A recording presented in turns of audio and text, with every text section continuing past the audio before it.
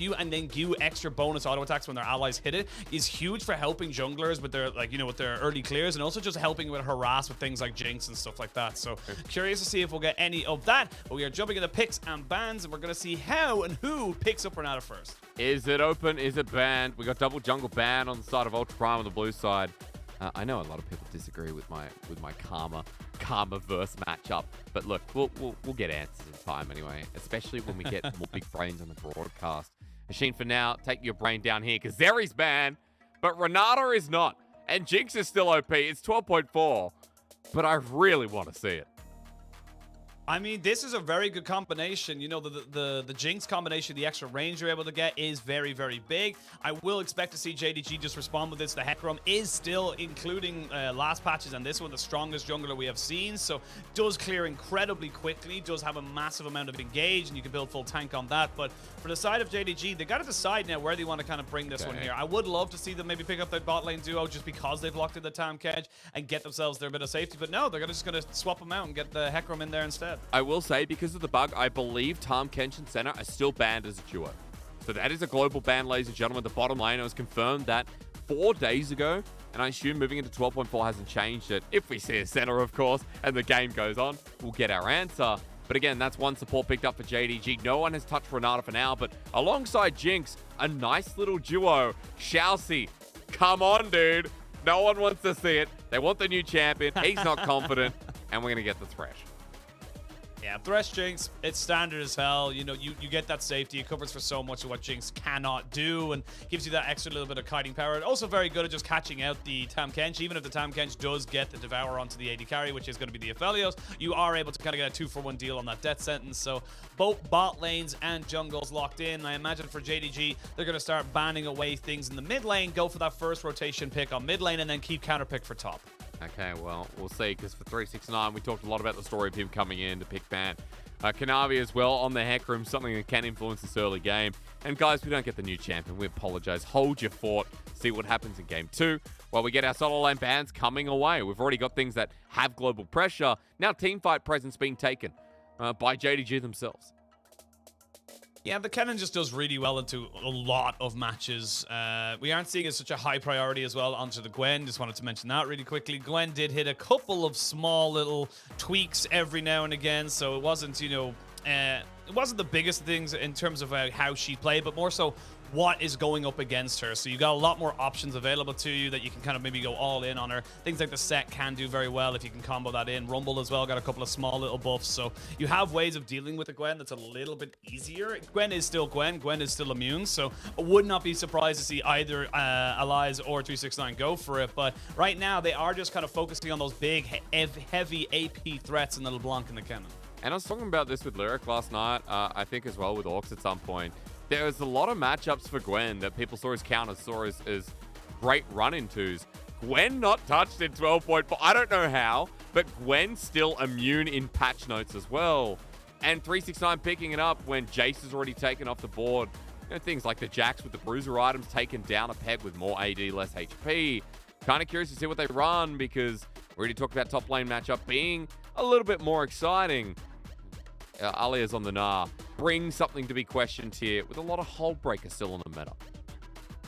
Yeah, the Gnar can be picked up here against the Gwen. It does tend to have a much better time. Of course, your ranged auto attacks do a lot better. We have seen it in the last few games or so that the Gwen is able to take over, but the Gnar does give you a lot more team fight presence. So for Ultra Prime there, composition right now is very, very much set up with the Orianna locked in to be front to back. Jump in with the Lee Sin and the Gnar, get the shockwave down, and just try and protect the Jinx as much as you possibly can.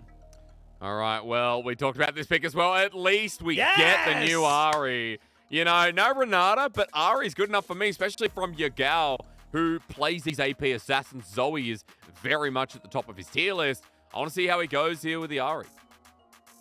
Yeah, I love the Ahri pick. I do think it's great when you have a secondary engage like something like the Hecarim. It means you're able to pick people off, play on the sides, and just try and be an absolute nuisance. The Charm is honestly devastating with the amount of damage you're able to put into it, and with the W now giving you a little bit of a movement speed boost, it does help you with just getting that pick potential. So for the side of JDG, they have a lot of ways of kind of making this fight work. It is very pick orientated with a little bit of team fight towards the end when the Gwen starts to get rolling. But for me, Ultra Prime have built themselves a very bog standard standard front-to-back team fight. So both teams very clearly knowing where they want to try and, you know, set themselves up. Yeah, and especially with, you know, the stories we talked about. Hey, Elk and Shousey once again. Is it a surprise that they wanted to pick a strong 2v2? No.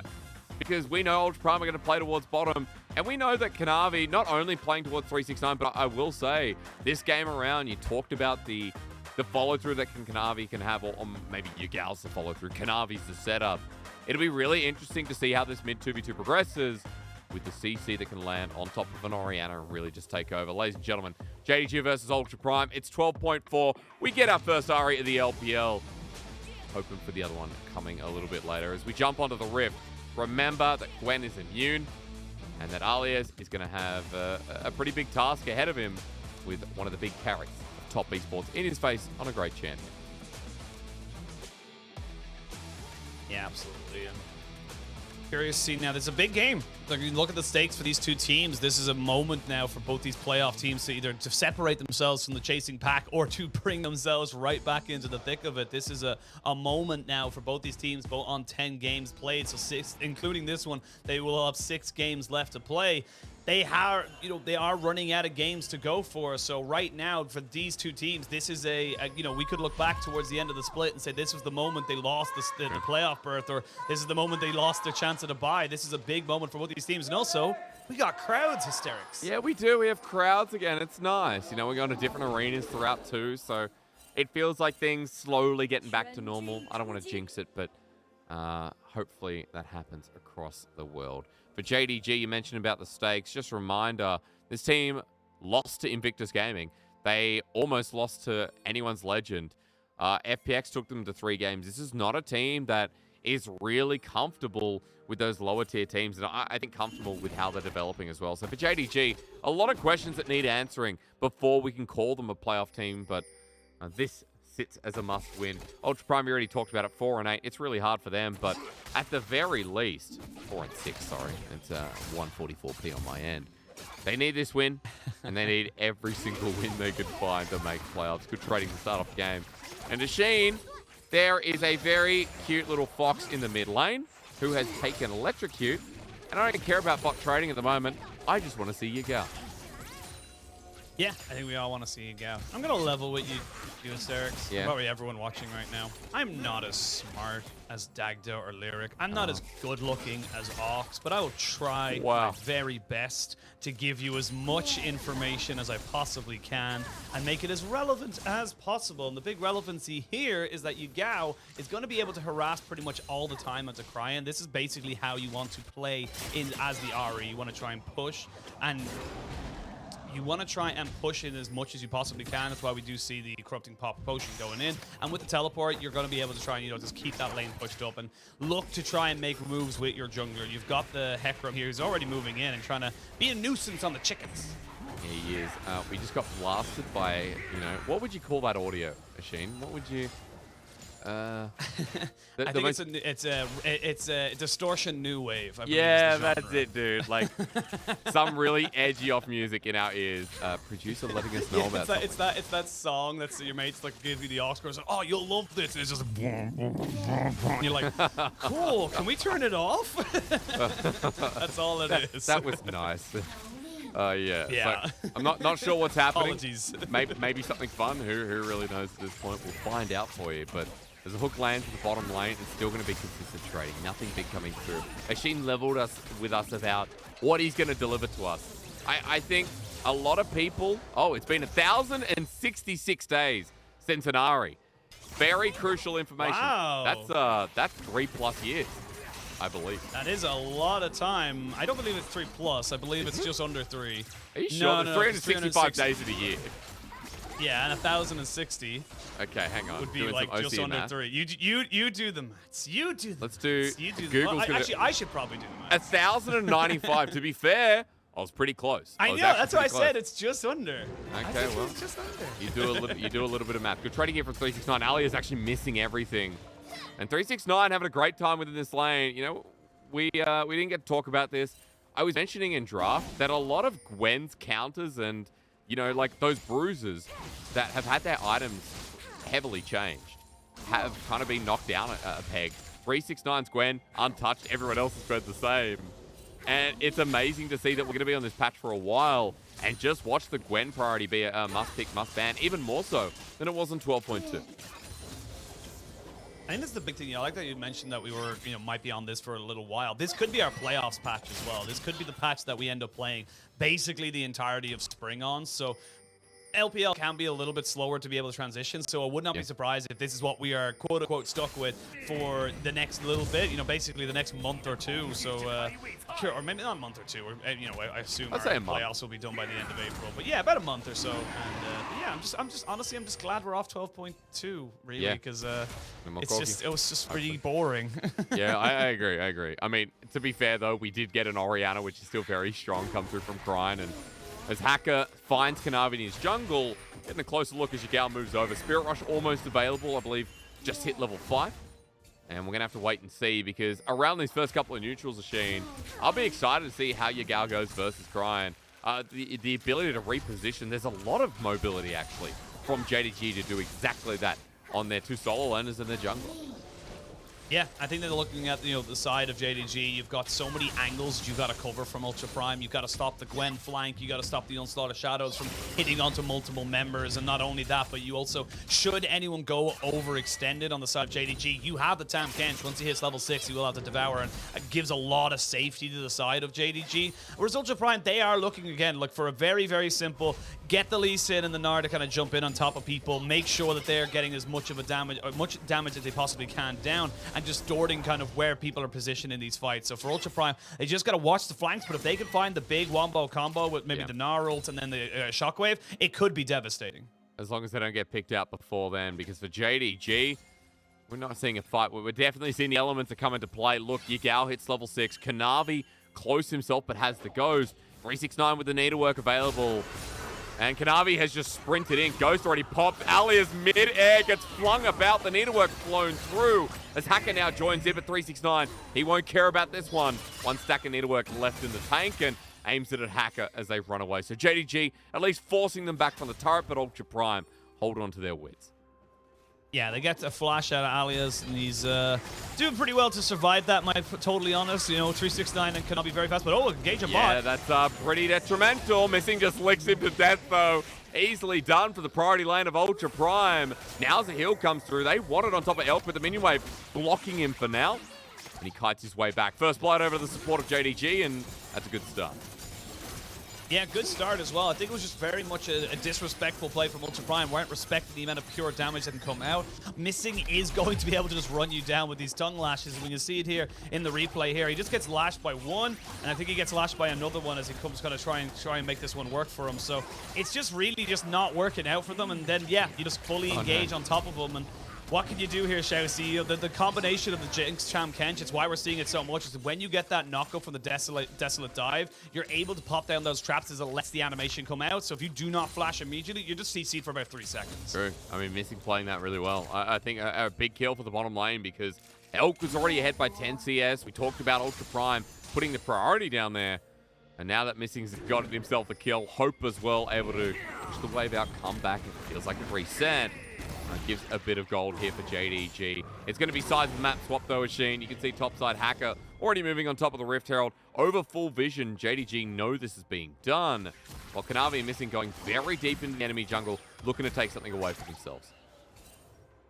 And you can be. You got pushed in bot lane. You've just cleared up mid, so you're able. The Lee Sin is going to be up on that Rift Herald, so you're just trying to make it as much of a nuisance as possible. But it looks like Ultra Prime. We got Elk. Oh, this feels. Yeah, they might be going a little bit too far. Oh, Spirit Rush comes through as well, and that Hecarim multi doesn't land, but for Kanavi, doesn't matter. Shousey was left by his lonesome Missing with 2 kills. Unbenched the Kench, the Shockwave's late Krine, and the Death Rocket does nothing. Yagao even picking up an assist. JDG well and truly on the board. I mean, Ultra Prime, you don't need to do this. You're getting yourselves the Rift Herald. You know you're going to be able to do what Hacker's doing right now, which is be able to kind of take back those camps that you're losing. There's no real need for you to fight over that. And now JDG have the run-of-the-mill on bot. And not only that, but you've also fed over another kill to, well, I was going to say Yagao, but actually it went over to Tam Kench, who's not the worst in the world. That's but worth. You are still going to have to try and figure this one out for yourself. Dude, give it all to Missing. Tam Kench doing so much damage already. Yagao with no ulti. Has to flush away, misses the charm as well. Hacker comes back for a kick right into the tails. And as he takes the final turret shot, he survives. He brings something back for UP. And now with another knock-up, Shoutzy getting the play, but he's just dead in an instant. Hope running forward. Calibrum switched out of. He doesn't have the range, and Missing doesn't either. Lucky to get out as JDG in the 2v2 are dominating over Elk and Shoutzy. They really, really are. It is unfortunate that Hope used his flash and wasn't able to get a kill here, but Elk's left on his lonesome. Look at the damage coming through. Mystic is a bully. Tom Catch versus Jinx. Ignite down. Tunglash may miss. Hope's not even joining in yet. He's waiting for the wave to catch up. Missing playing zone control. It's Tunglash after Tunglash. Gravitum now coming through, avoiding the traps. Turret aggro's onto Hope, though. He gets Guardian devoured up. There's the Dark Passage. Shoutzy and Elk being given something here, but as the shield expires over, Kanavi's joining in to knock back Shoutzy. He wants it, but he's hooked in. Death Rocket as well. Flush from Crying. JDG. This play is just ridiculous. As Shoutzy's angling again for the death sentence. Missing with no mana. A flash available. He gets played. Shockwave in on top of Hope. Death sentence doesn't connect, but Ultra Prime somehow win out after what the hell that was. I mean, JDG used so much to try and make that one work. And before anyone had really come in, you saw Missing drop down the Ignite. He went in underneath the tower, but they weren't quite all coordinated. Kanavi tries to come in to save it, but for JDG, that's just way too greedy. And not only do you lose those kills, that massive wave gets pushed in. You still have the Rift Herald in the back pocket, so Crying's going to be able to get himself a couple of plates here. Big moves here for Ultra Prime. They honestly looked like they could have been dead and gone out of this game, but this, basically series of errors brings them right back into it. I think fans of JDG realize this can happen from time to time. This is one of the most bloody teams in the early game, and this time around, Ashin, it goes a bit too far. And this is, you can see just how much they're trying to use here. The Dark Passage is so well just to keep Elk alive. And now all he has to do is just stay away from Kanavi. Great hook there from Shoutzy to try and delay it. And Crying realizes, like, look, they're on the back foot. They're running away. And Missing knows that he's not going to waste his flash. There's no real reason for him to do so until the very last second. But Hope is dead. And even Missing recognizing, look, I'm not going to get hit by this hook. They're going for the AD carry. But in the mid lane, here we go again on top for Crying. No flash available. He's in the middle of 3. Dark Passage to get him out, but Kanavi over the wall. The onslaught flies. It's a big shutdown. Back over to the jungler. JDG-Game1 with the Spirit Rush available. Did he not have mana? It was still there. Maybe the tooltip broken as Game1 dies and Missing has to burn his flash as well. Yeah, I think the way it works on the tooltip is that if he's able to get a kill, it's still technically active, so he can get the resets off of it. So didn't get a kill, didn't get a reset, as we can see them maybe looking for something in this bot side. And thankfully, the Blast Cone should keep Shoutzy and Hacker nice and safe. But this is, again, good moves from Ultra Prime, punishing the overextension, over-aggression here from JDG, who are really going hard onto this. As we see the little picture-in-picture. Is this going to be the Moonlight Vigil? Ooh. Hope salty. Misses both ults. To be fair, that little sidestep nice, and we can talk up Elk on that one as well. Yeah, not sure about your Gal's ulti, of course, with the changes there. It's a very, very good guess. Sounds pretty right. We'll have to keep that in the back of our mind. So if Spirit rushes up, maybe it's not really up in the middle of a fight until we get that little reset and the charge coming through from Essence Theft. And folks, we've got a pretty even game. JDG might be ahead by almost 1,000 gold, but Ultra Prime, as Sheen already told you, a lot of it about is the team fighting pressure. Orianna, Jinx as well, what she does, outranges. Even Alias right now against 369 wants to take it. About to go to Meganar. Throws a house at him, gets angry, but for JDG, if Ultra Prime is spending their time on the top side, they don't care, because Hope just got his own turret. Yeah, you're going to leave this on the bot side. Hope now having the Gale Force makes this very dangerous for Elk and Shoutzy to try and 2v2. But without a real response here, because of the extra time Alias put into trying to kill off 369, yes, he got his ghost, but it's a lot of damage. And with that white gun going absolutely crazy, I think this is going to be 2 towers. I don't think there's anything he can do. Oh my god, that's so much gold. I'd be more scared of Tom Catch. I honestly think Missing can still 1v1 Elk, and we'll be able to do that for a little while. So big, strong bottom lane. Elk getting turret plating in the top side, but the last one expires before he's able to pick it up. First turret for Ultra Prime, though, will still be big, but JDG have just scored themselves about 1.5k worth of gold lead here in this early game. And not only the goldie, but they now have full pressure in this bot side as well. The Dragon coming up here in about 10 seconds, or even less actually. And it's going to be very difficult for the side of Ultra Prime to even try and contest it. You haven't rotated down, so you're going to have to give that one up. And this is good stacking here from JDG. They've already got some pretty decent items completed for them. The Rift Maker, you've got the Turbo Chem Tank as well for Kanavi. So they're in a very happy spot. Whereas on the side of Ultra Prime, you're still waiting for that first item to be completed here for Gnar. You're still waiting on a first item realistically for, a second item for your Jinx. He's kind of bringing up that Cull. So yes, you have the Kraken Slayer, but there's a lot of different things you got to be very kind of wary of if you're Ultra Prime. There is a graphic there for Hope. Now, I know that character means small machine, but I don't know exactly what it means. Let's just say it's gold for now. Spirit Rush used, second one as well. Alia's in trouble, Everfrost Charm. Send the Orb of Deception out, and the only deceived is Alias, who drops down. JDG with another, getting pushed down in mid, but Hope's going to survive this time around. Ulti as well, just sent out. Aphelios's with missed ultis are a mega lolly this split. Yeah, it's the Moonlight Vigils. It isn't a pretty relatively short cooldown, but I think the best way I could put it is you miss all the shots you don't take, you know? You gotta at least try for it, because we have seen some absolutely absurd Moonlight Vigils be absolutely ridiculously game-changing as might be a bit of trouble. No, they're gonna be able to get them Gale forced out. But yeah, Ultra Prime, they actually use that pressure that they gained from the fact that JDG committed 2-man bot side and able to kind of get themselves that turret in there. Well, mid-tier 1, a lot of people would argue at this point of the game, it's going to be a lot better. And for gold, we're pretty even. 1K, JDG have 2 objectives under the belt, which is worth noting. But still Ultra Prime, with the composition they've provided, is worth looking at for the next couple of objectives and seeing how strong they are. You talked about second items. I think second items are a lot of these damage dealers. A lot of these engage tools are going to be massive. So keen to see it, because Dragon's up in 320, Baron up in 340. And I still want to see Yagao in these team fights. We got to see him in a bit of a pick-off, but it's Ahri, and Ahri, when she's given space and she's able to control where Ultra Prime walk, because you're scared of getting charmed, that's the real stuff. Yeah, that's the big kicker, I think, from JDG, is being able to put Yagao onto a flank or a side where they're not on vision, throw out that charm that doesn't hit a minion there, but whatever. We'll pretend we didn't see that Yagao. Got cannon. And yeah, they already... Yeah, it's not matter. Yeah, it's not canon, no one cares. But Elk, he's in a lot of trouble here.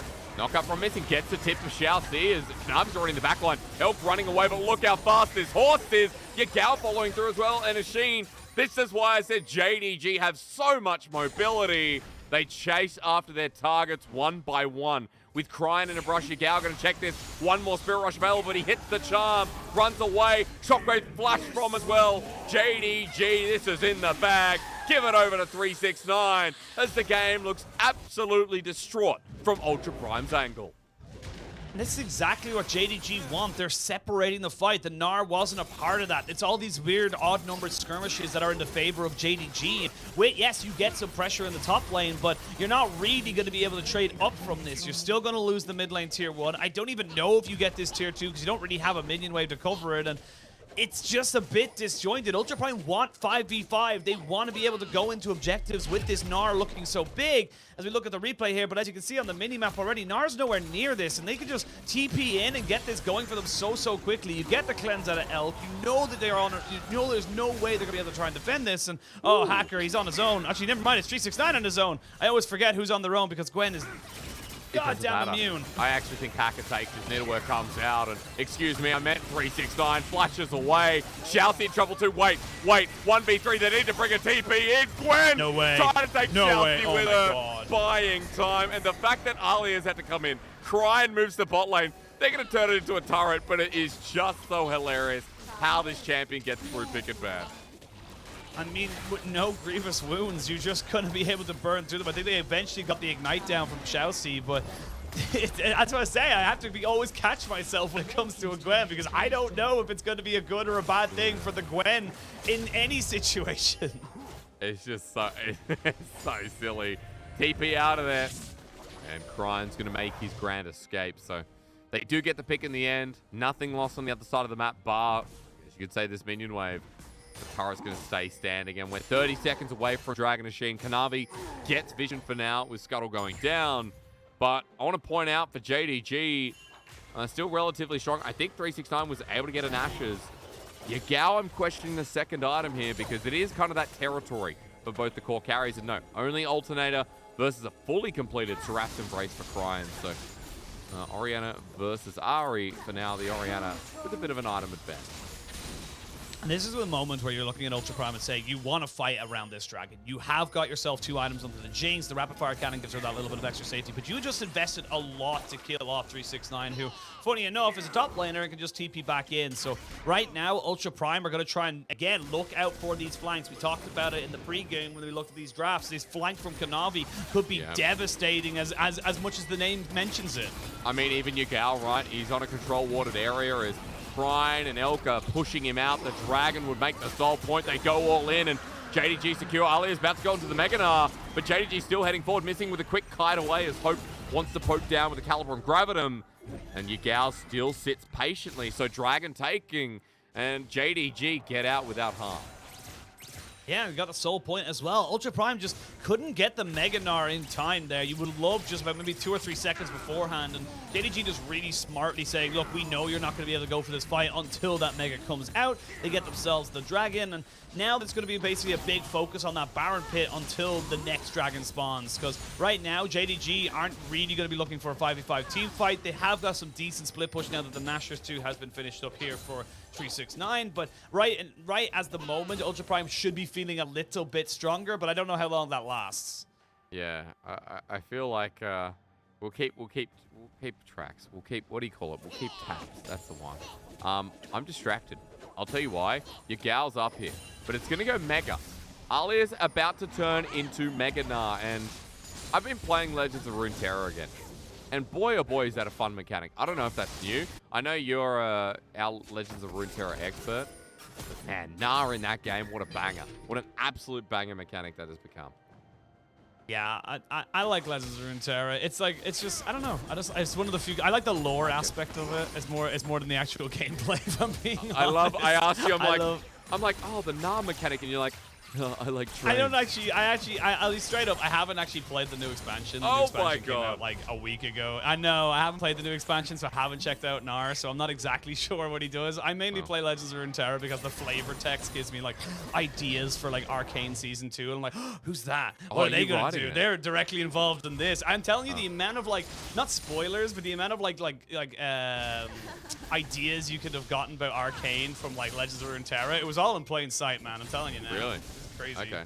Because they've got the campaigns at the moment, and you know, I'm playing as Jinx, and there's a lot of like quotes that I feel like I've seen from Arcane, and everyone heckin' loves Arcane. Like, I don't know if you... It's my favorite series. Oh my god, where is season 2? Been waiting for a hell of a long time. I'm watching Game of Thrones again because I'm looking for that mystical fact, you know? I want that fantasy back in my life, so we'll keep waiting, and we'll keep saying heckin', and we'll spam it in our Twitch chat until we get there.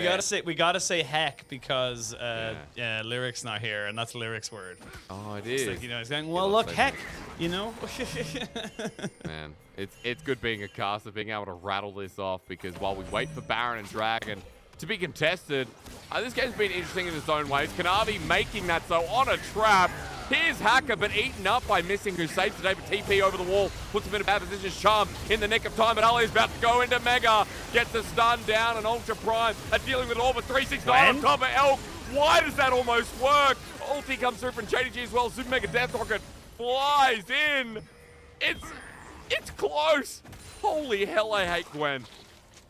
I mean, look, that gives a lot of pressure over Ultra Prime. It's going to be a skirmish that doesn't really lead into anything. Both junglers are still available. But right now, Ultra Prime, they'll be pretty all right with getting a 2-for-1 trade. I will say that despite them getting literally the jump on, getting the Devourer out, it was still very, very close. And you can see, with the charm from Yagao, they're able to get them to disengage. But looks like they're not happy with just a little bit of a disengage. They want to go for the Baron.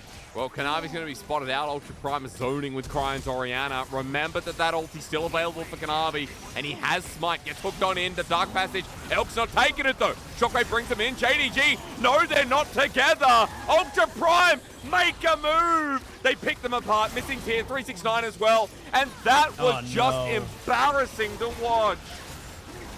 That was just such a split call. Now JDG get themselves 2 kills. They get themselves the Baron. They're going to have full control of this map. They've got themselves a 4,000 gold lead. They're going to be able to reset, spend those items, almost certainly get up to 3. But let's have a look at the replay here because it starts off fantastically here for Ultra Prime because Kanavi and Missing think they're actually in a 1v2. They're not. They're in a 3v2 against them. So they have to use the Devour super early. TPs are coming in here from Ultra Prime. 369 is doing very good on the backside, but he's right on top of people, so his actual miss doesn't do as much as he probably hopes it does. Elk flashing very nicely over the wall, and they do trade back alias, but I imagine we are going to flash forward. Yeah, look, they're kind of just too set up. Yes, you got the flash out of the Ari, but Elk is already down below half health. This hook actually baits in Ultra Prime. There's no need for them to go for this fight whatsoever. You just need to hold the shockwave and keep it away from the Baron, and I think that's actually going to be the end of the game, really, from there, because there's no real way you can contest this soul right now as Ultra Prime. You have to flip it. I mean, Hacker could have taken it, at least turn away from the Baron, make a decision. Elk just moved.